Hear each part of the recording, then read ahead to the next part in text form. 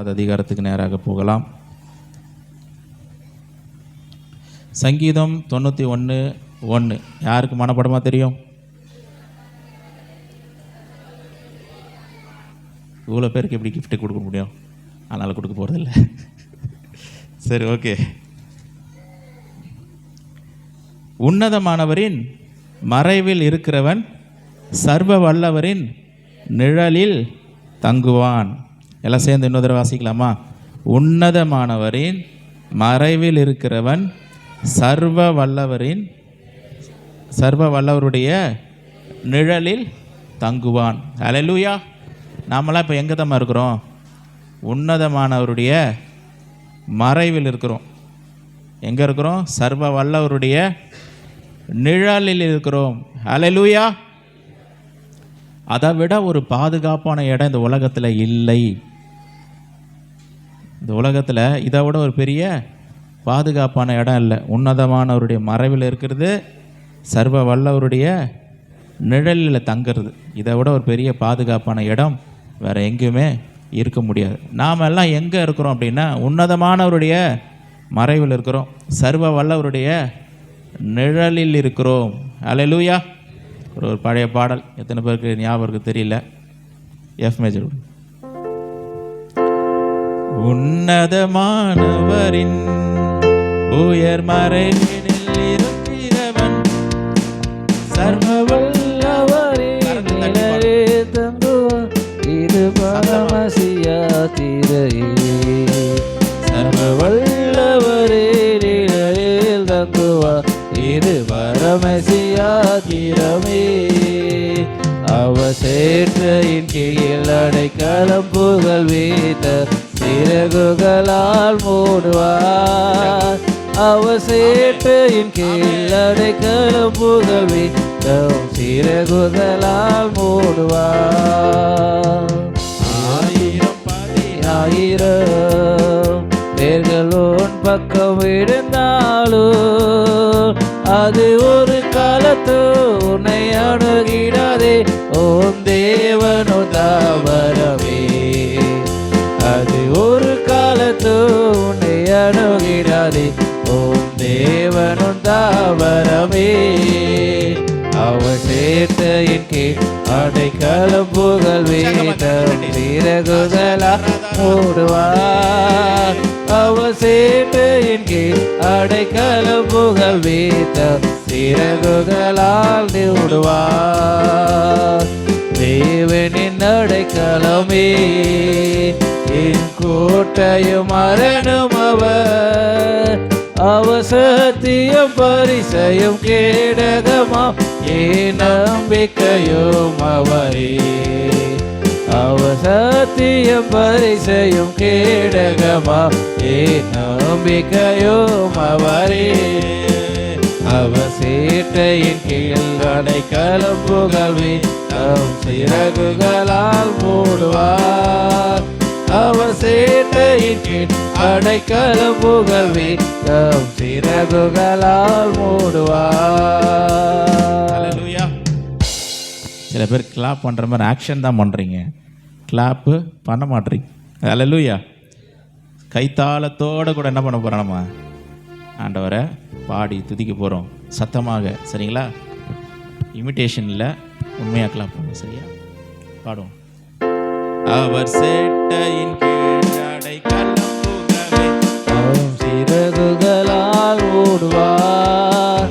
அவர் சேட்டையின் கீழ் அடைக்கலம் புகழ் வீட்டம் சிறகுகளால் மூடுவார். சேட்டையின் கீழ் அடைக்கலம் புகழ் வீட்டம் சிறகுகளால் மூடுவார். அவர் சேட்டையின் கீழ் அடைக்கலம் புகழ் வீட்டம் சிறகுகளால் மூடுவார். இரவின் பயங்கரத்திற்கோ பகலில் பறக்கும் அம்பிற்கோ இருளில் நடமாடும் கொள்ளை நோய்க்கு நான் பயப்படவே மாட்டேன். இருளில் நடமாடும் கொள்ளை நோய்க்கு நான் பயப்படவே மாட்டேன். அவர் சேட்டையின் கீழ் அடைக்கலம் புகழ்வேன், தம் சிறகுகளால் மூடுவார். அவர் சேட்டையின் கீழ் அடைக்கலம் புகழ்வேன், தம் சிறகுகளால் மூடுவார். உற்சாகமாக கரம் தட்டுவோமா? ஆண்டவர் மகிமை செலுத்து. ஹல்லேலூயா. நம்மளாம் சாதாரணமான ஆட்கள் இல்லை. நம்மளாம் தேவனுடைய மறைவில் இருக்கும், உன்னதமானவருடைய மறைவில் இருக்கிறோம், சர்வ வல்லவருடைய நிழலில் இருக்கிறோம். நமக்கு ஆபத்து வருமா? சொல்லுங்கள், ஒரு நாளும் ஆபத்து வராது. ஆமென். நீங்கள் பழைய ஏற்பாட்டு காலத்தில் பார்த்தீங்கன்னா தேவ ஆலயம் அப்படின்னு இருந்தது. தேவ ஆலயம். இந்த தேவ ஆலயத்துக்கு 3 பகுதிகள் இருந்தது. எத்தனை பேருக்கு ஞாபகம் இருக்குது? தேவ ஆலயத்துக்கு 3 பகுதிகள் என்னென்ன சொல்லுங்க பார்ப்போம். பிரகாரம், பரிசுத்த ஸ்தலம், மகா பரிசுத்த ஸ்தலம். சொல்லுங்க பாப்பா. பிரகாரம், பரிசுத்த ஸ்தலம், மகா பரிசுத்த ஸ்தலம். தேவன் எங்கே இருந்தார்? பிரகாரத்தில் இருந்தாரா? எங்கே இருந்தார்? மகா பரிசுத்த ஸ்தலத்தில் தான் யார் இருந்தது? தேவன். தேவ பிரசன்னம் அங்கே தான் இருந்தது. பிரகாரம் இருக்குது. இந்த பிரகாரத்தை தாண்டி போனோம். எங்கே போனோம்? பரிசுத்த ஸ்தலத்துக்கு போனோம். பரிசுத்த ஸ்தலத்தையும் தாண்டி எங்கே போனோம்? மகா பரிசுத்த ஸ்தலத்துக்கு போனாதான் நம்ம தேவ பிரசன்னத்தை, உன்னதமானவர் அங்கே தான் இருக்கிறார். எங்கே இருக்கிறாரு? மகா பரிசுத்த ஸ்தலத்தில் உன்னதமானவர். இப்போ நம்ம என்ன அனுபவம் தேவை அப்படின்னா, உன்னதமானவருடைய மறைவில் இருக்கிறவன், உன்னதமானவருடைய மறைவில் இருக்கிறவன் எங்கே போனோம்னா மகா பரிசுத்த ஸ்தலத்துக்கு போனோம். நம்ம பிரயாணமே இப்போ தான். எங்கேருந்து எங்கே போனோம்? நம்ம பிரகாரத்திலிருந்து பரிசுத்த ஸ்தலம். பிரகாரத்திலேருந்து அப்படியே டேரெக்டாக அப்படியே ஜம்ப் பண்ணி மகா பரிசுத்த ஸ்தலத்துக்கு போயிட முடியுமா? போக முடியாது. பிரகாரத்திலேருந்து எங்கே போனோம்? பரிசுத்த ஸ்தலத்துக்கு போனோம். பரிசுத்த ஸ்தலத்திலேருந்து எங்கே போனோம்? மகா பரிசுத்த ஸ்தலத்துக்கு. அங்கே போயிட்டோம் அப்படின்னா பாதுகாப்பு. சும்மா போக முடியாது, நிறைய விஷயங்கள் இருக்கு நடுவில். சரி, பிரகாரத்தில் என்னென்னலாம் இருந்தது சொல்லுங்கள். பிரகாரத்தில் தண்ணீர் தொட்டி. வேற என்ன இருந்தது? பலிபீடம். தண்ணீர் தொட்டி, பலிபீடம். உங்களை இப்போ எங்கே கூப்பிட்டு போகிறேன் தெரியுங்களா? மகா பரிசுத்த ஸ்தலத்துக்கு நேரம் உங்களை கூப்பிட்டு போகிறேன். ஓகே. ஏன்னா பைபிள் அதான் சொல்லுது, உன்னதமானவருடைய மறைவில் இருக்கிறவன்னா அங்கே போன மகா பரிசுத்த ஸ்தலத்துக்கு போனால் தான் அந்த மறைவு, அங்கே தான் பாதுகாப்பு, அங்கே தான் தேவனுடைய நிழல் நமக்கு இருக்குது. அதை நோக்கி போகணும். அதுக்கு போகிறதுக்கு என்ன தேவையா? தொட்டி. என்ன தொட்டி? தண்ணீர் தொட்டி, பலிபீடம். அது இல்லாமல் ஒன்றும் நடக்காது. ஹல்லேலூயா. அதனால தான் பார்த்தீங்கன்னா நம்ம சுத்திகரிப்பு எல்லாம் வெளியிலேயே நடக்குது. எங்கே நடக்குது? வெளியிலேயே. நம்மளை நம்ம இருதயத்தை ஒப்பு கொடுக்கணும் ஆண்டவருக்கு, ஆண்டவரை ஏற்றுக்கொள்ளணும், ஞானஸ்தானம் எடுக்கணும். ஹல்லேலூயா. அது ரொம்ப முக்கியம். இந்த அனுபவம் இல்லைன்னா ஒருவன் ஜலத்தினாலும் ஆவியினாலும் பிறவாவிட்டால் தேவனுடைய ராஜ்யத்தில் பிரவேசிக்க மாட்டான். ஜலத்தினாலும் பிறக்கணும், ஆவியினாலும் பிறக்கணும். வீட்டில் வாசிச்சு பாருங்கள். யோவான் 3வது அதிகாரம் 3வது வசனம். இப்போ வாசிக்க தேவையில்ல, வீட்டில் போய் வாசிச்சு பாருங்கள். அப்போது நம்ம என்ன பண்ணணும்? நம்ம ஆண்டவருடைய சமூகத்தில் முதல்ல இருதயத்தை ஒப்பு கொடுக்கணும். இது இல்லாமல் அங்கே பரிசுத்த ஸ்தலத்துக்கு போக முடியாது. இருதயத்தை ஒப்பு கொடுக்க மாட்டேன், தேவனுடைய வழியில் நடக்க மாட்டேன், என் வழி தனி வழி அப்படின்னு சொல்லி நான் ஒரு ரூட்டில் போகிறேன் அப்படின்னா அவர்களுக்கு என்ன இருக்காது? தேவனுடைய பாதுகாப்பு இருக்காது. தேவனுடைய உன்னதமானவருடைய மறைவில் அவங்களால இருக்க முடியாது. சர்வ வல்லவருடைய நிழல் அவங்களால தங்க முடியாது. இது கிறிஸ்தவம் என்பது ஒரு ஒழுங்கு கர்த்தர் வச்சிருக்கிறார். ஒழுங்குகளை கர்த்தர் வைத்திருக்கிறார். நாம் ஆராதிக்கிற தேவன் ஒழுங்கின் தேவன்.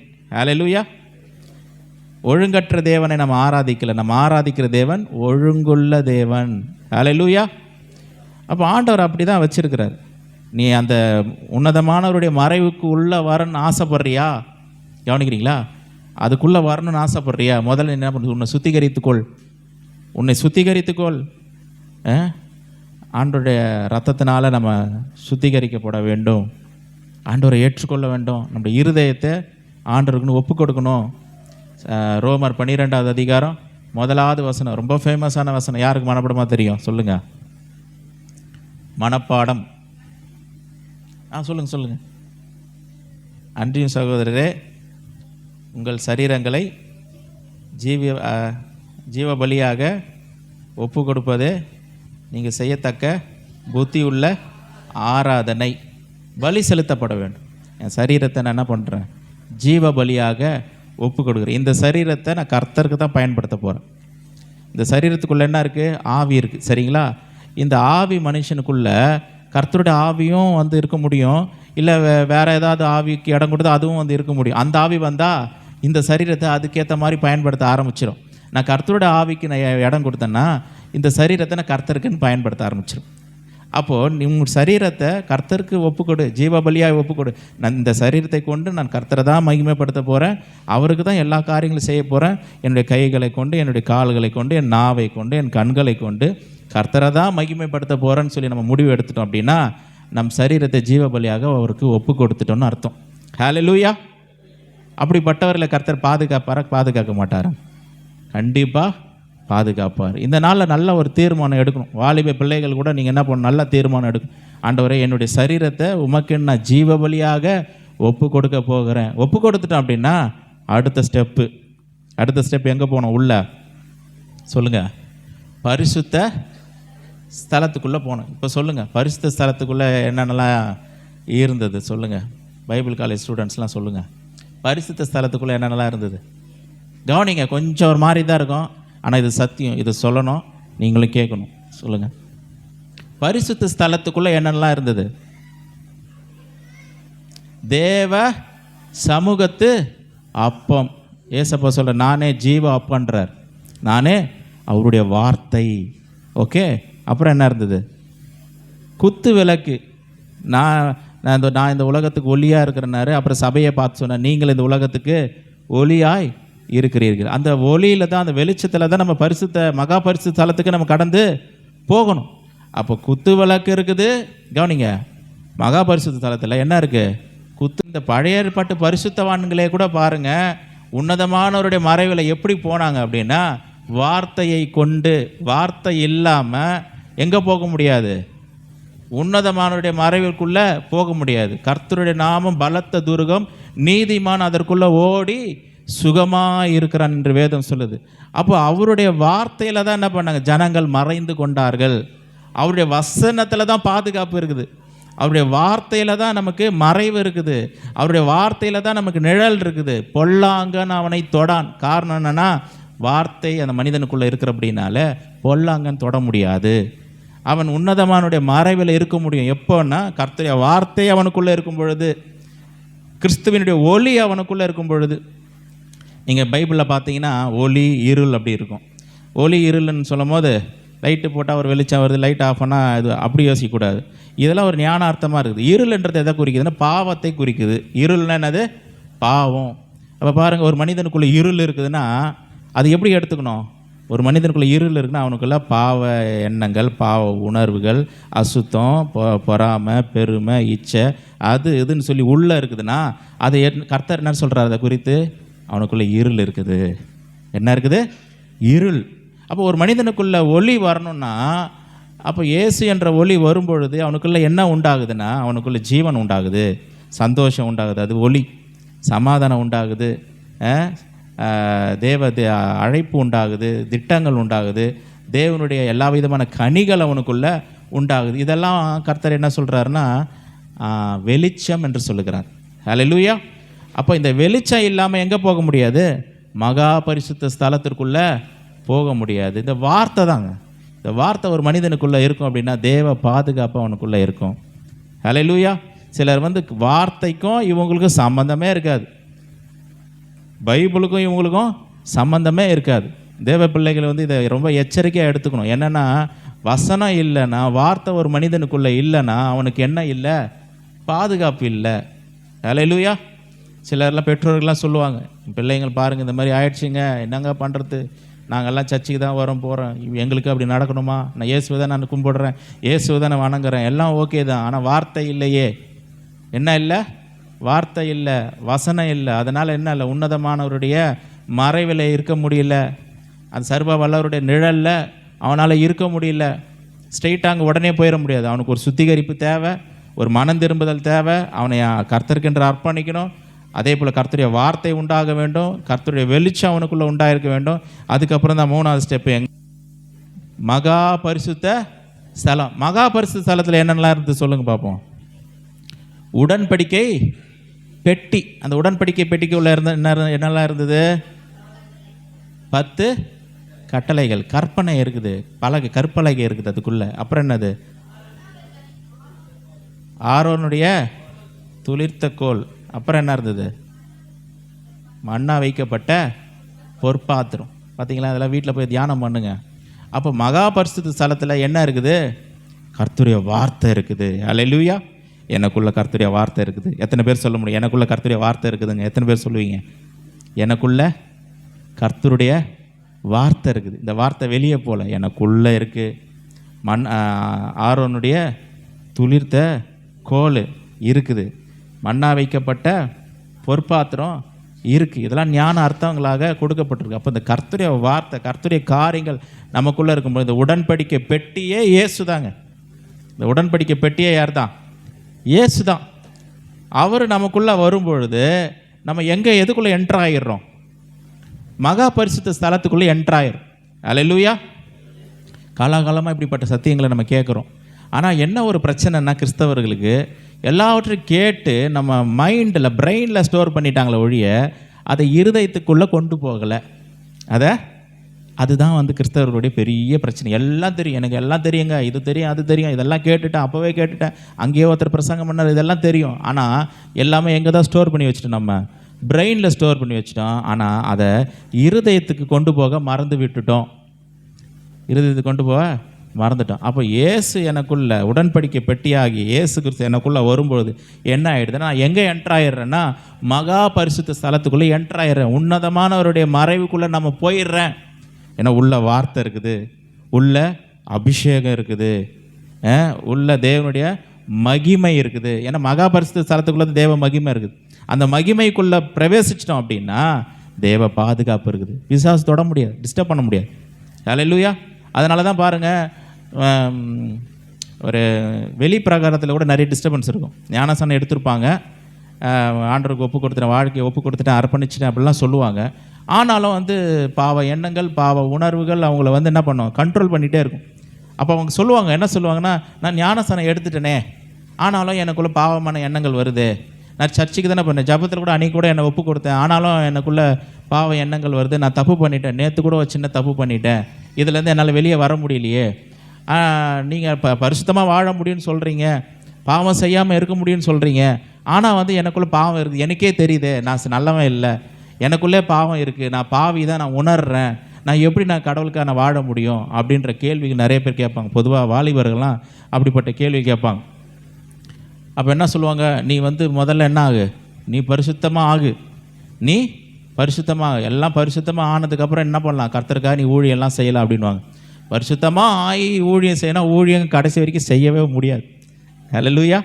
நான் எல்லாத்துலேயும் கரெக்டாக ஆகி 100க்கு 100% பர்ஃபெக்டாக ஆகி அதுக்கப்புறம் நான் ஊழியத்துக்கு வந்துடுறேங்க அப்படின்னா ஒரு காலம் வரப்போவது இல்லை. அல்லேலூயா. ஓடணும், பிரயாசப்பட்டு ஓடணும்.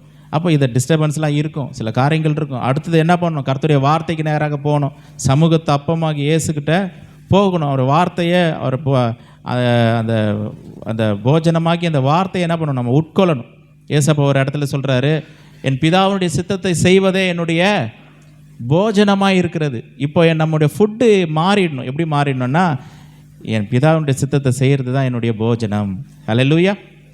நம்ம சரீரத்துக்கு நம்ம சாப்பாடு இட்லி தோசை சாப்பிட்டா தான் நமக்கு என்ன ஆகிடுது? சரீரத்துக்கு அப்பா கையெல்லாம் படபடன்னு வந்துடுதுப்பா, கையெல்லாம் ஒதுது, 2 இட்லி சாப்பிட்டா தான் அது அடங்குன்னு சொல்கிறாங்களா இல்லையா? சாப்பிட்டா தான் அந்த பசி இதெல்லாம் போதில்லை. அப்போது ஆவிக்குரிய உள்ளான மனிதனுக்கு உணவு எது தெரியுங்களா? பிதாவுடைய சித்தத்தை செய்வது. எத்தனை பேர் கவனிக்கிறீங்க? அப்போ உள்ளான மனிதனை கவனிக்கிறதே இல்லை, நம்ம ஒரு ஆவி மனிதன் தான். அப்போ நம்ம உள்ளான மனிதனுக்கு ஒரு எனர்ஜி வேணும்னா, ஒரு ஸ்ட்ரென்த் வேணும்னா, ஒரு பலன் வேணும்னா பிதாவினுடைய சித்தத்தை செய்கிறவர்களாக இருக்கணும். நம்ம பிதாவுடைய சித்தத்தை செய்ய செய்ய செய்ய உள்ளத்தில், இருதயத்தில், நமக்குள்ள ஆவியில் ஒரு பலன் உண்டாகிறது. அல்லேலூயா. அதை கவனிக்கணும். அதை ரொம்ப ரொம்ப அதிகமாக நம்ம என்ன பண்ணணும்? கவனிக்கணும். ஆனால் ஜனங்கள் என்ன பண்ணுறதில்ல, அதை கவனிக்கிறதே இல்லை. பைபிள் படிக்கிறது இல்லை, வசனத்தை படிக்கிறது இல்லை, அதை உள்ளே வைக்கிறது இல்லை, சிந்திக்கிறது இல்லை, ஜெபிக்கிறது இல்லை, எல்லாமே பண்ணுறதில்ல. ஆனால் வாழ்க்கையில் பிரச்சனைகள் தோல்விகள் வரும்பொழுது என்ன சொல்கிறோம், எனக்கு இது மாதிரி ஆயிடுச்சுங்க, எல்லாரும் ஜெபம் பண்ணாங்க, நமக்கு நாமளே ஜெபம் பண்ணலன்னா எப்படி? நம்ம ஜெபிக்கணும், நம்ம கேர் பண்ணணும். அதாவது ஆண்டவர் எல்லாவற்றையும் நம்ம வேதத்தை கொடுத்துருக்கிறாரு, சபையை கொடுத்துருக்கிறாரு, எல்லாரையும் ஊழியக்காரர்களை கொடுத்துருக்கிறார், எல்லாவற்றையும் தெரிந்து அறிந்து வைத்து எதையுமே செய்யலை. ஆனால் வாழ்க்கையில் பிரச்சனை வந்துருச்சுன்னா என்ன சொல்கிறோம், எனக்கு மட்டும் ஏங்க இப்படிலாம் நடக்குதுன்றாங்க, எனக்கு மட்டும் ஏன் அதெல்லாம் நடக்கணும், எல்லாரும் நல்லா தானே இருக்கிறாங்க, எனக்கு மட்டும் ஏன் அப்படி நடக்குது? ஆனால் எதையுமே நம்ம என்ன பண்ணல, கவனிக்கல. பிதாவினுடைய சித்தத்தை செஞ்சோமா, அவருடைய விருப்பத்தை நிறைவேற்றணுமா, அவருடைய வழிகளை நடந்தோமானா இல்லை. நடக்காத பட்சத்தில் நிறைய பிரச்சனைகள், போராட்டங்கள் நம்முடைய வாழ்க்கையில் வர்றதை நம்ம பார்க்குறோம். அப்போ உன்னதமானவருடைய மறைவில் இருக்கும் பொழுது நம்முடைய வாழ்க்கையில் ஒரு பாதுகாப்பு உண்டாகிறது. இது எப்படி உண்டாகுது? ஸ்டெப் பை ஸ்டெப்பாக, பிரகாரத்துலேருந்து பரிசுத்த ஸ்தலம், பரிசுத்த ஸ்தலத்துலேருந்து மகா பரிசுத்த ஸ்தலம். ரொம்ப விளக்கமாக நான் சொல்லலை, நீங்கள் வீட்டில் போய் தியானம் பண்ணுங்க. ஆனால் நம்ம பண்ணுற தப்பு என்னென்னா, பிரசங்கத்தை கேட்டுட்டு அப்படியே விட்டுட்டு அடுத்த வாரம் அப்படியே ஃப்ரெஷ்ஷாக வருவோம். அப்படியே ஒரு மணி நேரம் பிரசங்கம் எவ்வளோ பிரசங்கம் பண்ணிட முடியும், யோசிச்சு பாருங்கள். ஆனால் இந்த பிரசங்கம் பண்ணுறதை வீட்டில் குறிப்பெடுத்து, வீட்டில் இப்படி சொன்னாங்களே பாஸ்டர், பிரகாரம்னு சொல்கிறாங்க, லேவியாராங்கெல்லாம் வாசிச்சு பாருங்கள். அதை குறித்து எந்த புத்தகத்தில் அதிகமாக இருக்குது? எபிரேயர், யாத்திரையாகமம், லேவியராகமம், இதெல்லாம் வாசிச்சு பாருங்கள், சரிங்களா? இப்போ அதில் ஆசரிப்பு கூடாரம் பற்றி நல்லா போட்டிருக்கு. இப்போ எப்படி நம்ம அந்த மகா பரிசுத்த ஸ்தலத்துக்குள்ளே நுழைய முடியுன்றதை நம்ம பார்க்குறோம். உன்னதமானவரின் மறைவில் இருக்கிறவன் சர்வ வல்லவருடைய நிழலில் தங்குவான். சர்வ வல்லவர், இந்த வார்த்தை ரொம்ப ஃபேமஸான வார்த்தை. இங்கிலீஷில் அது எபிரேய மொழியில் எல்ஷடாய்ன்னு வருது. என்னென்னு வருது? எல்ஷடாய். சர்வ வல்லவர் அப்படின்னா எல்லாவற்றையும் செய்யக்கூடியவர். ஒரு குடும்பத்தில் பெற்றோர்கள் இருக்கான்னு வைங்களேன், கணவன் மனைவி அப்படி இருக்காங்க வைங்க, கணவனால் செய்ய முடிஞ்சதெல்லாம் அவர் செய்வார், சரிங்களா? மனைவியால் முடிஞ்சதை இப்படி சொல்லலாம், இன்னும் கொஞ்சம் நல்லா இருக்கும் கேட்குறதுக்கு. ஒரு வீட்டில் ஒரு பிள்ளை இருக்குன்னா, அந்த பிள்ளைக்கு தேவையானதை தகப்பன் செய்ய முடிஞ்சதை தகப்பன் செய்வார், தாய் செய்ய முடிஞ்சதை என்ன பண்ணுவாங்க, தாய் செய்வாங்க. இது தகப்பன் அவரால் முடிஞ்ச எல்லா பெஸ்ட்டு என்ன பண்ணுற பிள்ளைக்கு செய்கிறார். வேலைக்கு போகிறார், கடினமாக உழைக்கிறார், சம்பாதிக்கிறாரு, எல்லாவற்றையும் வாங்கி கொடுக்குறாரு, எல்லாம் பண்ணுறாரு. அதே போல் பாருங்கள், தாய் கூட பாருங்கள், அவனை போஷித்து அரவணைச்சி சாப்பாடு ஊட்டி பராமரித்து எல்லாம் பண்ணி ஆறுதல் சொல்லி எல்லாம் பண்ணி பண்ணுறாங்க. அப்போது தகப்பன் செய்கிறது அவர் செய்கிறாரு, தாய் செய்கிறத அவங்க செய்கிறாங்க. அப்போது தகப்பன் செய்கிறத தாயால் ஒரு அளவுக்கு மேலே செய்ய முடியல. அதே போல் தாய் செய்கிறத தகப்பனால் ஒரு அளவுக்கு மேலே செய்ய முடியல. அவங்கவுங்க வேலையை அவங்க செய்கிறாங்க. ஆனால் இந்த சர்வ வல்லவருடைய அர்த்தம் என்ன தெரியுங்களா? ரெண்டுத்தையும் செய்கிறவர் தான் அவர். அல்லேலூயா. ரெண்டுத்தையும் செய்கிறவர். தகப்பனாக இருக்க வேண்டிய இடத்துல தகப்பனாக இருக்கிறாரு, தாயாக இருக்க வேண்டிய இடத்துல தாயாக இருக்கிறார். அதுதான் அந்த எல்ஷடாய், அந்த வார்த்தையினுடைய மீனிங் அதுதான். சில நேரங்களில் வந்து ஆண்டவர் எனக்கு தாய் இல்லையே அப்படின்வாங்க சில பேர். அப்போ ஆண்டவர் நான் இருக்கிறேன்ப்பா, சர்வ வல்லவர் நான் இருக்கிறேன், எல்ஷடாய் நான் இருக்கிறேன் அப்படின்னா, உனக்கு தகப்பனுக்கு தகப்பனாகவும் இருப்பேன், தாய் எப்படி ஆக்ட் பண்ணுறாங்களோ, ஆக்ட்னா அவங்க எப்படி அவங்களுடைய செயல்பாடுகள் இருக்கோ அதே செயல்பாடு உங்கள் வாழ்க்கையில் நான் கொடுப்பேன்றார். அல்லேலூயா. அதனால தான் வந்து அநேக இடத்துல பார்த்தீங்கன்னா ஆண்டவரை வந்து தாய்க்கு இணையாக சொல்லப்பட்டு, ஒரு தாய் தேற்றுவது போல, எப்படி பாருங்கள், ஒரு தாய் தேற்றுவது போல நான் உன்னை தேற்றுவேன்றாரு. அப்போது தாய் மட்டும்தான் தேற்ற முடியும், அதை நான் பண்ணுவேன்றேன். இன்னொரு இடத்துல கொஞ்சம் எக்ஸ்ட்ரீமாக போய் சொல்கிறேன், தாய் மறந்தாலும் நான் உன்னை தாய் கூட சில நேரத்தில் என்ன ஆகிடுவாங்க, மறந்து, கெட்ட விஷயத்துக்கு இல்லை, சில நேரங்கள் மெய் மறந்து ஏதோ ஒரு சிந்தனையில் என்ன பண்ணிவிடுவாங்க, மறந்துடுவாங்க. ஆனால் தாய் மறந்தாலும் நான் என்ன பண்ண மாட்டேன், நான் உன்னை மறக்க மாட்டேன்றார். அல்லேலூயா. அதுதான் நம்முடைய எல்ஷடாய், சர்வ வல்லவர் என்ற அந்த பெயருக்கு அர்த்தம். சர்வ வல்லவர் உனக்கு நிழலாக இருக்கிறாருன்னா, தாயாக இருக்க வேண்டியனா தாயாக மாறுறாரு, தகப்பனாக இருக்க வேண்டியனா தகப்பனாக மாறுகிறார். இது எவ்வளோ பெரிய பாக்கியம் பாருங்கள், எவ்வளோ பெரிய ஆனந்தம், எவ்வளோ பெரிய பாக்கியம். இதுக்கு மேலே என்ன வேணும் சொல்லுங்கள்? நம்ம ஆண்டவரை விட்டுட்டு எங்கெங்கேயோ சுற்றிக்கிட்டு வரோம். இவங்க செய்வாங்களா, அவங்க செய்வாங்களா, இவங்க அன்பு காட்டுவாங்களா, அவங்க எதாவது பண்ணுவாங்களா, இவங்க இப்படி சொல்லிட்டாங்களே, அவங்க அப்படி சொல்லிட்டாங்களே, இப்படியே நம்ம என்ன பண்ணுறோம், அங்கலாய்க்கிறோம். ஆனால் நமக்காக எல்லாவற்றையும் செய்கிற தகப்பனும் தாயுமாய் எல்ஷடாய் தேவன் இருக்கிறார். அல்லேலூயா. அவரை நோக்கி பார்த்து அவர்கிட்ட வந்துட்டோம் அப்படின்னா எப்போ வர முடியும்? ஸ்டெப் பை ஸ்டெப்பாக வார்த்தை உள்ளே இருக்கணும். இது ஒன்றும் விளையாட்டு விஷயம் கிடையாது. சும்மா அப்படிலாம் வந்துட முடியாது. கர்த்தருடைய வார்த்தையை உள்ளே வைக்கணும், பிரயாசப்படணும், விலை கிரயம் செலுத்தணும், உலகத்தை வெறுக்கணும், உலகத்தினுடைய காரியங்கள் வெறுக்கணும், ஏசு எனக்கு போகுதுன்னு சொல்லணும், அவருடைய வழிகளில் நடக்கணும். இப்படியே போகிறவன் என்ன பண்ணுவான்னா ஒரு கட்டத்தில் பாருங்கள், உன்னதமானோட மறைவுக்குள்ளே வந்துடுறான், சர்வ வல்லவருடைய நிழலில் வந்துடுறான். அப்போ பாருங்கள், பிசாசனுடைய காரியங்கள், ஞானசானம் எடுத்துகிட்டு சர்ச்சுக்கு போகிறவனோட வாழ்க்கையில் கூட பிசாசு என்ன பண்ண கிரியை செய்கிறான், அவனை டிஸ்டர்ப் பண்ணுறான், அவனோட மைண்டை அட்டாக் பண்ணுறான், சில காரியங்கள் போராட்டம் உண்டாகுது. ஐயோ விழுந்து விழுந்து எழுந்துக்கிறான். நேற்று நல்லா இருந்தால் இன்றைக்கி விழுந்துடுறான், இன்றைக்கி நல்லா இருந்தால் நாளைக்கு விழுந்து விழுந்து எழுந்துக்கிற வாழ்க்கை. பரிசுத்தமாக வாழ முடியல, பரிசுத்த குலைச்சல் உண்டாகுது. தப்பு பண்ணக்கூடாது நினைக்கிறேங்க, தப்பு பண்ணிட்டேங்க, நான் கோபமே படக்கூடாது நினச்சேன், ஆனால் கடைசியில் கோபப்பட்டேங்க சொல்கிறாங்களா இல்லையா? இதெல்லாம் விழுந்து விழுந்து எழுந்துக்கிற ஒரு அனுபவம். ஆனால் இதை தாண்டினவன், கடந்தவன், பரிசுத்த ஸ்தலத்தை கடந்தவன், மகா பரிசுத்த ஸ்தலத்துக்குள்ளே போகும்போது அந்த ஸ்தலத்துக்குள்ளே யாருக்கு அனுமதி இல்லை, எந்த பிசாசுக்கும் அனுமதி இல்லை. எந்த பிசாசும் மைண்டை என்ன பண்ண முடியாது, அட்டாக் பண்ண முடியாது. எந்த பிசாசும் ஒரு மனிதனை கண்ட்ரோல் பண்ண முடியாது. ஏன்னா கம்ப்ளீட்டாக அது காட் ஜோன். அது அங்கே தேவன் இருக்கிறார், அங்கே தேவன் உலாவி கொண்டிருக்கிறார். ஹல்லேலூயா. அந்த இடத்துக்குள்ளே போனவன் மகிமையில் வாழ ஆரம்பித்து விடுகிறான். ஆண்டவர் நம்மோடு கூட பிரத்யட்சமாக இடைப்படுறது, நம்மோடு கூட பேசுறது ரொம்ப பிரத்யட்சமாக மாறிடும். ஹல்லேலூயா. பாவம் செய்கிறது ரொம்ப முடியாத ஒரு காரியமாக மாறிடும். அது முடியாது, செய்கிறது தான் கஷ்டம். ஏன்னா உள்ள இருக்க காட்ஸ் ப்ரெசன்ஸு, காட்ஸ் அனாயிண்டிங்கு, அவருடைய நடத்துதல் நமக்குள்ளே இருக்கிறதுலாம் பிரத்யட்சமாக இருக்கும். நம்ம ஒரு சின்ன காரியம் செஞ்சால் கூட அது ஆண்டவருக்கு பிரியமில்லாத காரியமாக செய்ய டிஸ்டர்பன்ஸ் ஆகும். கர்த்தர் அதை விரும்ப மாட்டார், ரொம்ப அதை பார்ப்பார். ஹல்லேலூயா. அந்த கண்ட்ரோலில் போயிடும். நானும் என் ஆண்டவரும், நானும் என் தேவனும், அவரோடு கூட நான் உறவாடுகிறேன், அவரோடு கூட ஐக்கியப்பட்டேன், அவரோடு கூட நடக்கிறேன். அவருடைய இப்படிப்பட்டவனை பிசாசு தொடர்றதுக்கு அனுமதிப்பாரா சொல்லுங்கள்? அவனுக்கு ஆபத்து வருமா? வராது. ஏன்னா அவன் அந்த மகா பரிசுத்த ஸ்தலத்துக்குள்ள நுழைஞ்சிட்டான். சும்மா ஒரு பாட்டு பாடுறதுனால இல்லை, ஏதோ சர்ச்சுக்கு வந்ததுனால இல்லை, அதுக்காக விலைக்கிரயம் செலுத்தப்பட்டிருக்கிறது. சும்மா இல்லை, அவன் பலி தன்னைத்தானே ஒப்பு கொடுத்துருக்கிறான், இயேசுவின் ரத்தத்தினால் கழுவப்பட்டிருக்கிறான், கர்த்தருடைய வார்த்தையை உள்ளே வச்சுருக்கிறான், தேவனுடைய சித்தத்தின்படி நடக்கிறான். உலகம் வேணான்னு சொல்கிறான், அசுத்தம் வேணான்னு சொல்கிறான், பாவம் வேணான்னு சொல்கிறான், இயேசு போதுன்னு சொல்கிறான். அதுக்குள்ளே கர்த்தருடைய வார்த்தையின்படி நடந்து நடந்து நடந்து எங்கே போயிட்டான்ப்பா? மகா பரிசுத்த ஸ்தலத்துக்கு போயிட்டான். எத்தனை பேர் மகா பரிசுத்துக்குள்ளே நுழைய ஆசைப்பட்றீங்க? ஹல்லேலூயா. சத்தம் அந்த அளவுக்கு வரலையே. உற்சாகமா உன்னதமானுடைய மறைவில் இருக்க விரும்புகிறேன்னு சொல்கிறேங்க. சத்தமாக ஒரு அல்லிலே சொல்லுவோம். அவர் சேட்டையின் கீழ் அடைக்கலம் புகவே தம் சிறகுகளால்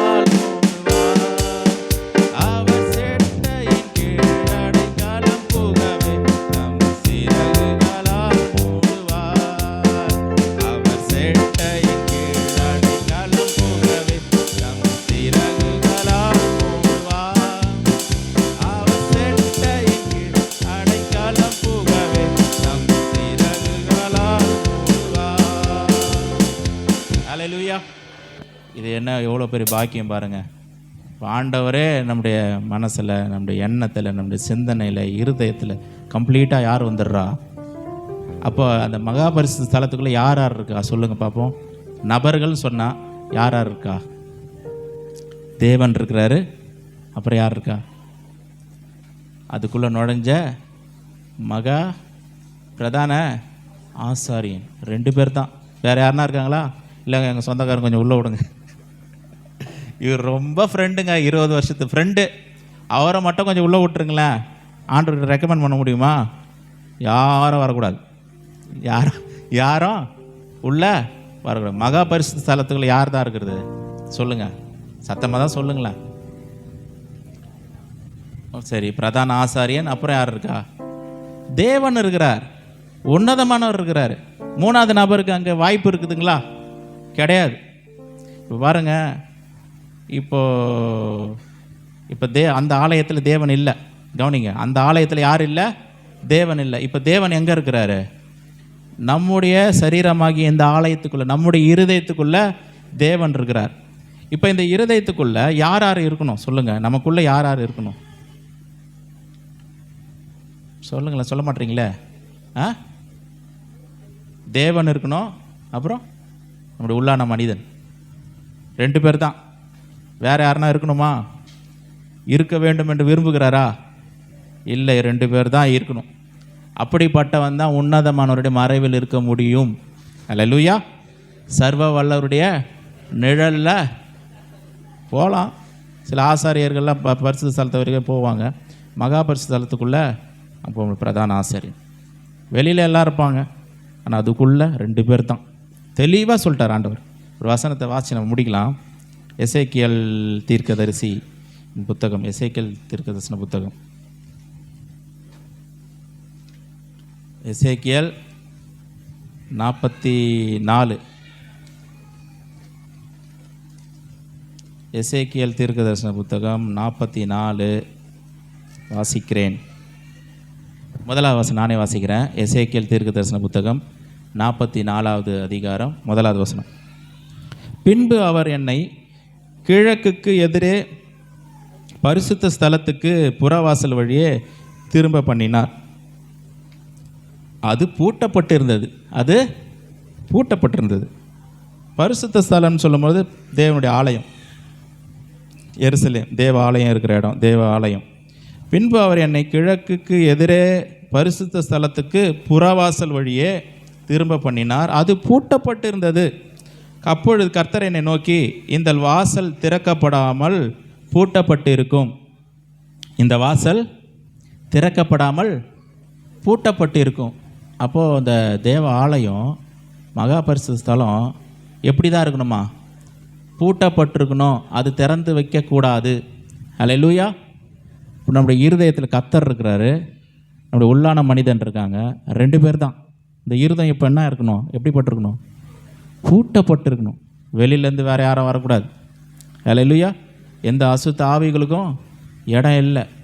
எந்த என்னுடைய தொழில், பிஸ்னஸ்ஸு, வேலை, சில பேர் சொல்லுவாங்களா, என் வேலை தாங்க எனக்கு தெய்வம்னுவாங்க. அதெல்லாம் உள்ளே வரக்கூடாதுங்க. அல்லேலூயா.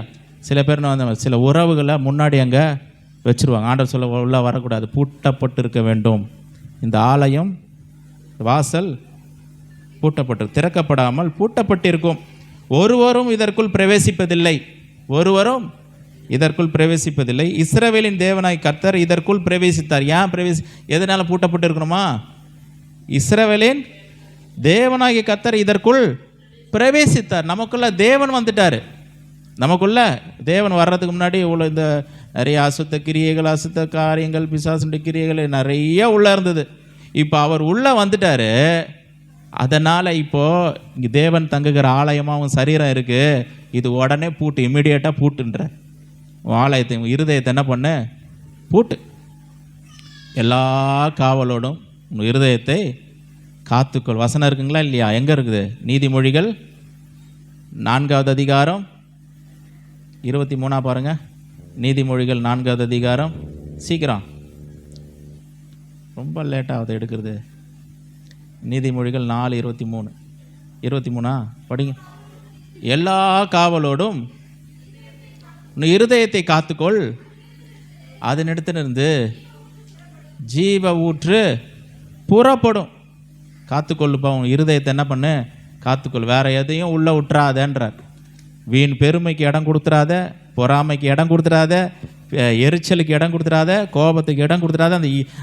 அந்த இருதயமாக கதவு என்ன இருக்கணும்? எப்படி இருக்கணும்? கர்த்தர் வந்ததுக்கப்புறம், கர்த்தர் வர்றதுக்கு முன்னாடி கர்த்தருக்கா திறக்கணும். அவர் உள்ளே வந்ததுக்கப்புறம் பூட்டணும். அல்லேலூயா. வேற உள்ள எதுவுமே வரக்கூடாது. அப்படிப்பட்டவன் எங்கே இருக்கிறானாமா? உன்னதமானவருடைய மறைவில் இருக்கிறான். சர்வ வல்லவருடைய நிழலில் தங்குகிறான். தொடர்ந்து நான் வாசிக்கிறேன். இது அதிபதிக்கே உரியது. 3வது வசனம் பாருங்க. இது அதிபதிக்கே உரியது. அதிபதினா உங்களுடைய உள்ளான மனுஷன். இது அதிபதிக்கே உரியது. அதிபதி கர்த்தருடைய சந்நிதியில் போஜனம் பண்ணும்படி இதில் உட்காருவான். அவன் வாசல் மண்டபத்தின் வழியாய் பிரவேசித்து மறுபடியும் அதன் வழியாய் புறப்படுவான் என்றார். அல்லேலூயா. பின்பு இப்போ அதிபதியும் தேவனும் அதுக்குள்ளே இருக்கிறாங்க. பின்பு அவர் என்னை வடக்கு வாசல் வழியாக ஆலயத்தின் முகப்பிலே அழைத்து கொண்டு போனார். இதோ கர்த்தருடைய ஆலயம் கர்த்தருடைய மகிமையால் நிறைந்திருந்தது. நான் கண்டு முகங்குப்புற விழுந்தேன். அப்போ நமக்குள்ளே எப்போ அந்த காட்ஸ் க்ளோரி இருக்கும் அப்படின்னா, எனக்குள்ளே தேவன் இருக்கிறார், நானும் இருக்கிறேன், அவ்வளோதான். அது இட் இஸ் க்ளோஸ்ட். வேறு யாருக்கும் இல்லை. உலகத்தினுடைய காரியங்களுக்கோ உலகத்தினுடைய எண்ணங்களுக்கோ அசுத்தத்துக்கோ இடம் இல்லை. நானும் என் தேவனும் நாங்கள் வாசம் பண்ணுறோம் அப்படின்னு சொல்லி தேவனோடு கூட ஒரு ஐக்கியத்தை வைத்துக்கொள்ளும் பொழுது, தேவனோடு கூட நடக்கும் பொழுது தேவ மகிமை நம்முடைய வாழ்க்கையில் காணப்படும். ஹல்லேலூயா. எத்தனை பேருக்கு ஆசை தேவனுடைய மகிமை என் வாழ்க்கையில் காணப்படணும்னு? நீங்கள் போகிற இடமெல்லாம் நம்ம ஒரு உடன்படிக்கை பெட்டியாக இருப்போம். ஹல்லேலூயா. நடமாடும் ஆலயமாக இருப்போம். போகிற இடத்துல நம்ம எப்படி இருப்போம்? நடமாடுகிற நீங்கள் எங்கெல்லாம் போகிறீங்களோ தேவ பிரசன்னம் உங்கள் கூடவே வரும். காரணம், உங்களுக்குள்ளே கர்த்தர் மட்டும் இருக்கிறார், தேவன் மட்டும் இருக்கிறார். தேவன் அதற்குள்ளே பிரவேசித்தார், நீங்கள் அதுக்குள்ளே இருக்கிறீங்க, நீங்கள் தான் அதிபதி. இது பூட்டப்பட்டிருக்க வேண்டும். நீங்கள் எங்கெல்லாம் போகிறீங்களோ தேவ மகிமை உங்களுக்குள்ளே வரும். அப்படி தான் அப்போஸ்தலர்கள்லாம் போகும்போது பிசாசு அலறுது, வியாதியஸ்தர்கள் சுகமாகறாங்க. காரணம், அவங்களுடைய இருதயம் கர்த்தருக்குள்ளே இருந்தது. அவங்களுடைய இருதயம் கர்த்தரோடு கூட ஐக்கியப்பட்டிருந்தது. எங்களுக்கோ இயேசு கிறிஸ்துவோடு கூட என்ன இருக்குது? ஐக்கியம் உண்டாயிருக்குதுன்றாரு. பரிசுத்த ஆவியானவர் கூட ஐக்கியம் உண்டாயிருக்கு. அவங்களுடைய ஐக்கியமெல்லாம் கர்த்தரோடு கூட, தேவனோடு கூட, பரிசுத்த ஆவியானவர் கூட ஐக்கியப்பட்டு அவரோடு கூட நடந்தாங்க. அதனால் அவங்களுடைய வாழ்க்கையில் தேவ மகிமை இருந்தது. தேவ மகிமை அப்படியே காட்ஸ் க்ளோரி அவங்க மேலே இருக்குது. பிசாசு தொட முடியுமா? அவங்கள தொட முடியுமா? வந்தால் என்ன? இருள் விலகும், பிசாசு ஓடும், அசுத்த கிரியைகள் அழிக்கப்படும். ஹல்லேலூயா. நேற்று ஒரு சாட்சி சொல்லி நான் முடிக்க போய், இதெல்லாம் ஒரு நல்ல சாட்சி. நேற்று தினத்தில் ஒரு வீட்டுக்கு ஜெபத்துக்கு போயிருந்தேன். அந்த வீட்டில் பார்த்தீங்கன்னா சொந்தக்காரங்களாம் வந்திருந்தாங்க. ஒரு வெட்டிங் ஆனிவர்சரி அவங்களுக்கு, சின்ன பசங்க தான். அதில் அந்த வீடு வந்து பார்த்திங்கன்னா ஃபுல்லாக விக்கிரகம், உள்ள நுழைஞ்சால விக்கிரக படங்கள், அப்படியே விக்கிரக படம் ஃபுல்லாக இருக்குது. என்ன வேறு, அதுக்கு விக்கிரக படத்துக்கு முன்னாடியே நிறுத்தி வச்சுட்டாங்க. ஜனங்கள்லாம் உட்காந்துட்ருக்காங்க கீழே. என்னடா அது எதிரில் இதை வேறு வச்சுருக்குறாங்க, எப்படி விடுதலையாக நம்ம ஆராதிக்கு ஒரு மாதிரி ஒரு சங்கடம். விக்கிரக படத்தெல்லாம் போட்டு வச்சுருக்கிறாங்க. அப்போ கடவுளுடைய வார்த்தை வருது, என்னென்னா ஆண்டவருடைய வார்த்தை ஞாபகப்படுத்துகிற கர்த்தர் என்னென்னா, விக்கிரகம் ஒரு பொருட்டு இல்லை. கொரிந்தியரில் இருக்குது, 1 கொரிந்தியர் 8வது அதிகாரத்தில் வாசிக்கிறோம்ல, விக்கிரகம் ஒரு பொருட்டு இல்லை, அதை கண்டுக்காதப்பா அப்படின்ற மாதிரி. சரி சொல்லிவிட்டு கண்ணை மூடி ஒரு பாட்டு பாடி ஜெபம் பண்ணி சரி ப்ளஸ் பண்ணிவிட்டு வந்துடலாம் அப்படின்னு பார்த்தா, ஆண்டுடைய காட்ஸ் மூவ் என்னென்னா, விடுதலைக்காக ஜெபம் பண்ணு அப்படின்னு சொல்லி ஆண்டோடைய கைடன்ஸு. என்ன ஆண்டவர் இப்படி நடத்துகிறாருன்னா, இது வேறு விக்கிரம், இந்து வீடு வரது, நீங்கள் விசுவாசி வீடு கூட கிடையாது. இந்து ஜனங்களும் வந்து உட்காந்துருக்காங்க, எல்லாம் போட்டுக்கிட்டு பூவெல்லாம் வச்சுட்டு வந்து உட்காந்துருக்காங்க, மங்களகரமாக உட்காந்துட்டுருக்குறேன். சரி என்ன நடக்குது பார்த்துக்கலாம் அப்படின்னு சொல்லி கண்களை மூடி ஜெபம் பண்ணி ஆண்டவரே இப்படி விடுதலை இறங்கட்டும்னு சொல்லும் பொழுது ஆண்டோடைய வல்லமை பாருங்கள், அந்த இடம் ஃபுல்லாக நிரப்பிச்சு. ஜனங்கள்லாம் ஆண்டோடைய அபிஷேகத்தில் நிறைஞ்சாங்க. பெரிய ஒரு விடுதலை. அதுக்கப்புறம் நான் கண்ணை திறக்கலை, எல்லாம் தேவனுடைய வல்லமை பெற்றுக்கிட்டாங்க. ஆண்டவர் மகிமையாக அசைவானார். கொஞ்ச நேரம் கழிச்சு கண்ணை திறந்து பார்த்தா அந்த விக்கிரக படம் ஃபுல்லாக இருக்கும், செவர் ஃபுல்லாக ஒரு பெரிய ஒரு வேஷ்டியை அதை போட்டு மூடி வச்சுருக்கிறார் அந்த வீட்டுக்காரர். வேஷ்டியை போட்டுக்கிட்டு ஃபுல்லாக கவர் பண்ணிட்டார், தெரியவே இல்லை. அப்புறம் நான் வந்து பிரதர் தப்பாக நினச்சிக்காதீங்க, கொஞ்சம் ஜனங்களுக்காக எல்லாம் கொஞ்சம் பயந்துருந்தாங்க, அதனால் கொஞ்சம் சத்தமாக ஜெபம் பண்ணிட்டேன். நீங்கள் என்ன இப்படி சொல்கிறீங்க? எனக்கு ஏசப்பானா எனக்கு ரொம்ப பிடிக்கும். அடுத்த முறை பெரிய கூட்டமாக வச்சிடலாம், நம்ம அடுத்த முறை பெரிய கூட்டமாக வச்சிடலாம். இங்கே நான் ஜனங்களெல்லாம் கூப்பிட்டுறேன், எல்லாம் பண்ணிடலாம், பெரிய லெவலில் பண்ணிடலான்றாரு. எனக்கு ஒன்றுமே புரியல, என்ன அது ஆண்டவர் இப்படிலாம் செய்கிறாரு. அவர் விக்கிரகத்தையே அவர் என்ன பண்ணிட்டார், அவர் வந்து பயங்கர பக்தர் வேறு. அவர் முன்னாடி ஜெபம்லாம் நடந்து அனுப்ப மாட்டார் வீட்டெல்லாம். அதெல்லாம் போகக்கூடாது, மாலை போட்டுக்கிறோம், அதெல்லாம் போகக்கூடாது அப்படி அவர் சொல்கிறாரு. அது ஃபுல்லாக படத்தையே போட்டு மூடிட்டு பெரிய ஒரு கூட்டமாக வைக்கலாம். எனக்கு ஏசப்பானா ரொம்ப பிடிக்கும், ஆண்டவர் அற்புதம் செய்கிறார். எதுக்கு சொல்கிறேன்னா, நம்ம போகிற இடத்துல தேவ மகிமை வெளிப்படும் பொழுது இருள் விலகும். அல்லேலூயா. இருள் விலகி ஒளி வெளிச்சம் உதிக்கும், தேவ மகிமை காணப்படும். அதுக்கு ஆண்டவர் எதிர்பார்க்குற காரியம் என்ன தெரியுங்களா? உன் ஆலயம் பூட்டப்பட்டிருக்க வேண்டும். உன்னுடைய ஆலயத்தில் எத்தனை பேர் இருக்கா? நீங்கள் தான் கணக்கு பண்ண லிஸ்ட்டு போடுங்க. 1 2 3 4 5 15 16 பேர் இருக்கிறாங்க என் இருதயத்தில் அப்படின்னீங்கன்னா மகிமை வெளிப்படாது. இருதயத்தில் யார் தான் இருக்கணும்? தேவனும் நம்மளை தான். அதுக்காக மற்றவங்க யாருக்கிட்ட பேசக்கூடாதா, இல்லை யாருக்கிட்ட அன்பு செலுத்தக்கூடாதா? அப்படிலாம் இல்லை. எல்லாரையும் நம்ம நேசிக்கிறோம், அன்பு செலுத்துகிறோம், எல்லாருக்கும் உதவி செய்கிறோம், எல்லாரையும் அரவணைக்கிறோம், தேவனுடைய அன்பை நம்ம காண்பிக்கிறோம், எல்லாமே பண்ணுறோம். ஆனால் இருதயத்தில் தேவனும் நானும். அப்படி இருக்கும் பொழுது நீ எங்கே இருக்கிறீங்க தெரியுமா? உன்னதமானவருடைய மறைவில் இருக்கிறீங்க, சர்வ வல்லவருடைய நிழலில் இருக்கிறீங்க. பிசாசு வந்து உங்களை கிட்ட கூடமே நீங்கள் அந்த பக்கம் வந்தால் இந்த பக்கம் ஓடுவான். அல்லேலூயா.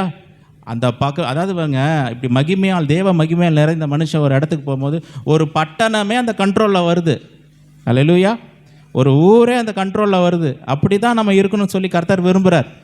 இல்லைங்க அந்த வீட்டில் ஏதோ ஒன்று வச்சுட்டாங்க, அந்த பக்கம் நான் போக மாட்டேங்க, கையை வச்சா நம்ம மேலே ஏறிக்கும், நம்ம ஜெபம் பண்ணால் நம்ம வீட்டுக்கு பின்னாடியே வந்துடுங்க, பின்னாடியே வந்து பிள்ளைங்களை டிஸ்டர்ப் பண்ணோம், வீட்டில் இருக்கிறவங்க டிஸ்டர்ப் பண்ணோம், அதுக்கு தான் அந்த பக்கமே நான் போகிறேன். அதுக்கு தாங்க நான் ஜெபமே பண்ணுறது கிடையாது. அதுக்கு தான் இல்லை. நீங்கள் தேவ மகிமையால் நிறைந்திருக்க வேண்டும், உன்னதமானவருடைய மறைவில் இருக்கணும், தேவ மகிமை உங்களுக்குள்ளே காணப்படணும். நீங்கள் போகிற இடத்துல இருள் விலகணும், ஒளி வரணுன்றது தான் தேவனுடைய சித்தம், விருப்பம். ஜெபம் பண்ணலாங்களா? எல்லாரும் எழுந்து நிற்கலாம், கண்களை மூடும்.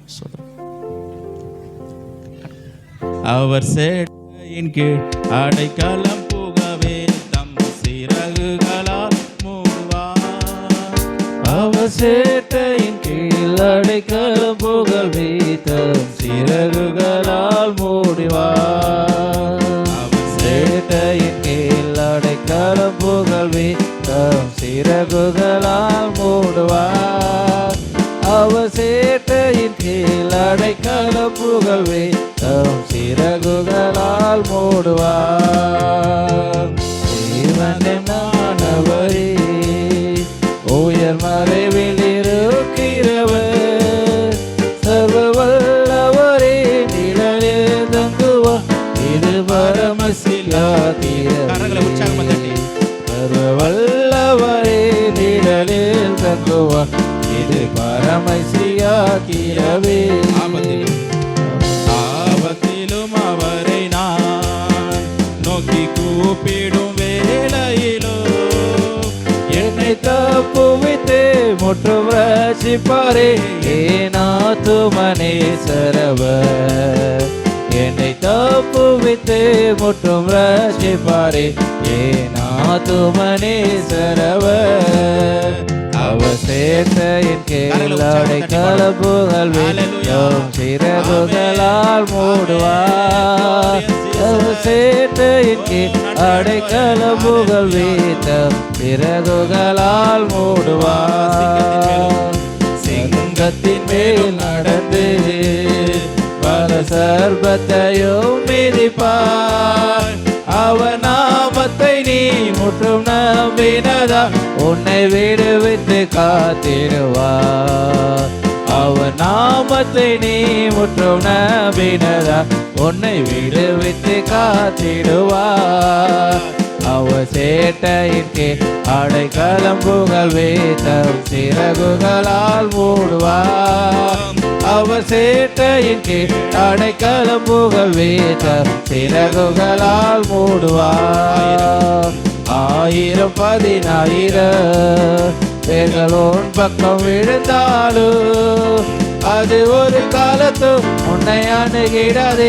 உன் தேவனுன் ஆபரமே, அது ஒரு காலத்தும் உன்னை அணுகிடாதே. உன் தேவனுன் தாவரமே. அவர் சேட்டையின் கீழ் அடைக்கலம் புகவே தம் சிறகுகளால் மூடுவார்.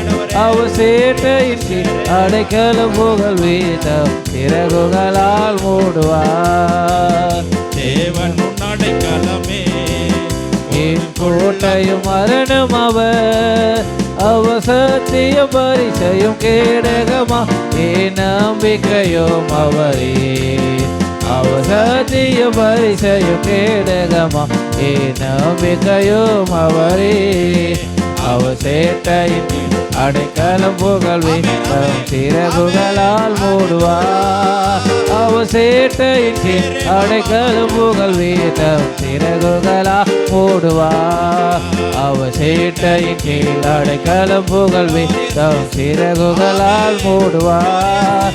அவர் சேட்டையின் கீழ் அடைக்கலம் புகவே தம் சிறகுகளால் மூடுவார். அவர் சேட்டையின் கீழ் அடைக்கலம் புகவே தம் சிறகுகளால் மூடுவார். அவர் சேட்டையின் கீழ் அடைக்கலம் புகவே தம் சிறகுகளால் மூடுவார். தேவன் அடைக்கலமே ஒரு பொல்லாப்பு உன்னை சேருமோ, ஒரு வாதையும் உன் கூடாரத்தை அணுகாமல் காத்திடுவார்.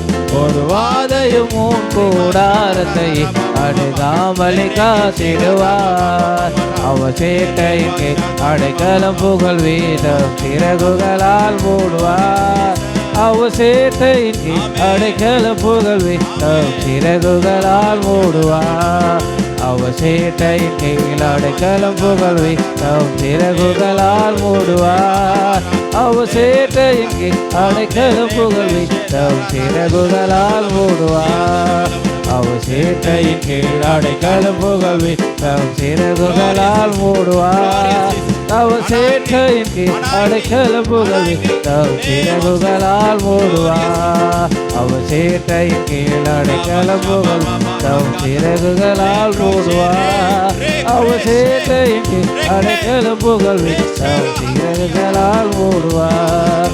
அவர் சேட்டையின் கீழ் அடைக்கலம் புகழ் வீதம் சிறகுகளால் மூடுவார். அவர் சேட்டையின் கீழ் அடைக்கலம் புகழ் வீதம் சிறகுகளால் மூடுவார்.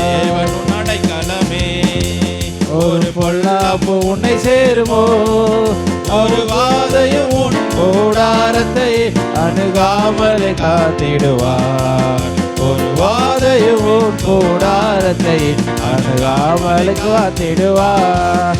அவர் சேட்டையின் கீழ் அடைக்கலம் புகழ் வீதம் சிறகுகளால் மூடுவார். அவர் சேட்டையின் கீழ் அடைக்கலம் புகழ் வீதம் சிறகுகளால் மூடுவார். அவர் சேட்டையின் கீழ் அடைக்கலம் புகழ் வீதம் சிறகுகளால் மூடுவார். அவர் சேட்டையின் கீழ் அடைக்கலம் புகழ் வீதம் சிறகுகளால் மூடுவார். கூடாரத்தை அணுகாது, பொல்லாப்பு உனக்கு நேரிடாது.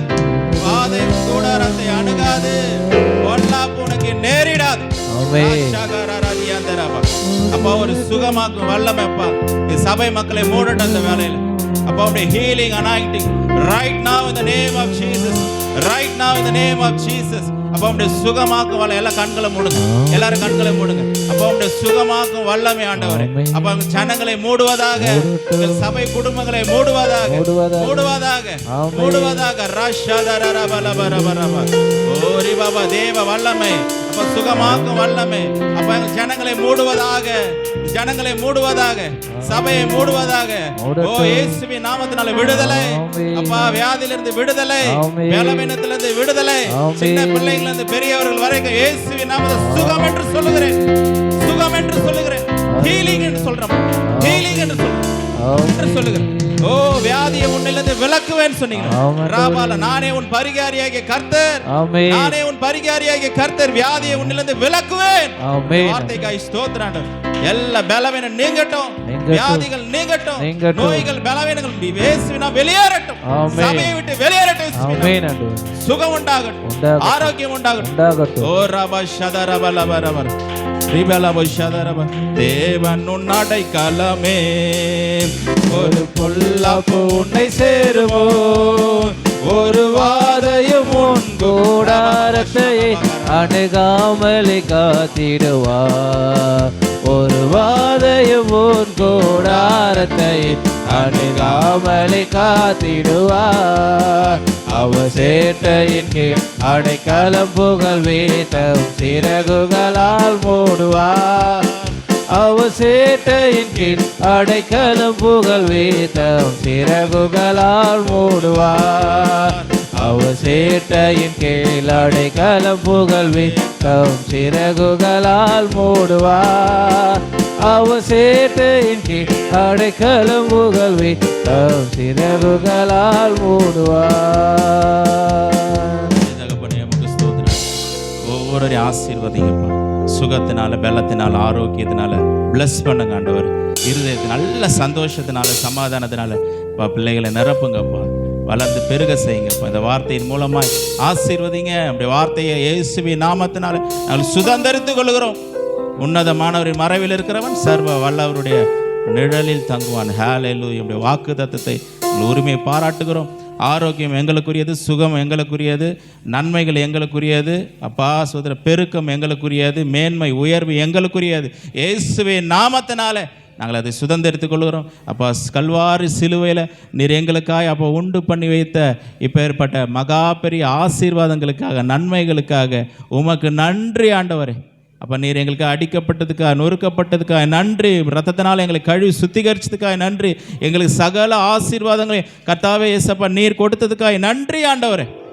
உம்முடைய சிலுவை எங்களுக்கு எல்லாவற்றையும் கொடுத்ததுக்காக நன்றி. நன்றி கர்த்தாவே, உம்மை நன்றியுள்ள இருதயத்தோடு உம்மை ஸ்தோத்தரிக்கிறோம், துதிக்கிறோம். அப்போ என் நாமத்திற்கே இப்போ சகல மகிமை கனத்தை செலுத்துகிறோம். ஜனங்களை ஆசீர்வதிங்க, பெருக செய்யுங்க, அதிசயங்களை செய்யுங்க. அப்படியே அப்பா சோதர ஆண்டவர் எங்களுக்கு தகப்பனாருக்காக ஜெபிக்கிறோம். ஜீவன் அவருக்குள்ளே இறங்கட்டும், இந்த வேலையில் ஜீவன் இறங்கட்டும். அப்போ வல்லம் இறங்கட்டும். முழுமையான சுகத்தை பெற்று ஆண்டவரை மக்கள் எழும்பி ஊழியம் செய்யட்டும். முழு நேர ஊழியத்திற்கு என்று அர்ப்பணித்திருக்கிறார். அவர் வல்லமையாக எடுத்து பயன்படுத்துங்க ஆண்டவரை. கொண்ட அப்பா அதிகமான அற்புதங்களை செய்யுங்க அப்பா. திட்டங்கள் நிறைவேற்றப்படட்டும் இயேசுவின் நாமத்தினால் அப்பா. ஸ்தோத்திரம். பலப்படுத்துங்கப்பா. அவரை சுற்றிலும் அப்பா தேவ தூதர்கள் இயேசுவின் நாமத்தில் பாளையம் இறங்கி அவர்கள் பணிவிடை செய்யட்டும் ஆண்டவர். உடைய பிரசன்னமும் மகிமை அவரோடு கூட இருக்கட்டும் ஆண்டவரே. உன்னதமானவருடைய அப்பா உம்முடைய மறைவில் அவர் அப்பா மறைந்திருக்கட்டும். சர்வ உள்ளவராகிய உம்முடைய நிழலில் தங்கட்டும் இயேசுவின் நாமத்தினால. பாதுகாத்துக் கொள்ளுங்க. அற்புதங்களை செய்யுங்க, அதிசயங்களை செய்யுங்க. நாமத்திற்கே சகல துதி கன மகிமை செலுத்துகிறோம். அதே போல் அப்பா அந்த நாளில் அப்பா திருமண நாட்களை அப்போ காண்கிற பிள்ளைகளுக்காக சோதரம் ஆண்டவர். அப்பா விஸ்வநாதன் பிரதற்காக சோதரம், அப்பா சகோதரி கவிதா சிஸ்டருக்காக சோதரம். பிள்ளைகளை ஆசீர்வதிங்க, பெருக செய்யுங்க. நன்மை கிருபை அவங்க குடும்பத்தில் அப்பா சோதர இயேசுவின் நாமத்தில் பெருகட்டும் அப்பா. அதிசயங்களை காண செய்யுங்க, அற்புதங்களை காண செய்யுங்க. வளர்ந்து பெருக்கட்டும், செழித்திருக்கட்டும் அப்பா. அப்பா எல்லாருக்கும் சமுதாயத்துக்கு சபைக்கும் அவருக்கு சாட்சியாய் நிற்கட்டும். பிள்ளைகளை ஆசீர்வதிங்க, பெருக செய்யுங்க. நாமத்திற்கே சகல துதிகன மகிமை ஆற்ற செலுத்துகிறோம். கர்த்தராகிய இயேசு கிறிஸ்து மூலம் கேட்குறோம் ஜீவனுள்ள நல்ல பிதாவே. ஆமென்.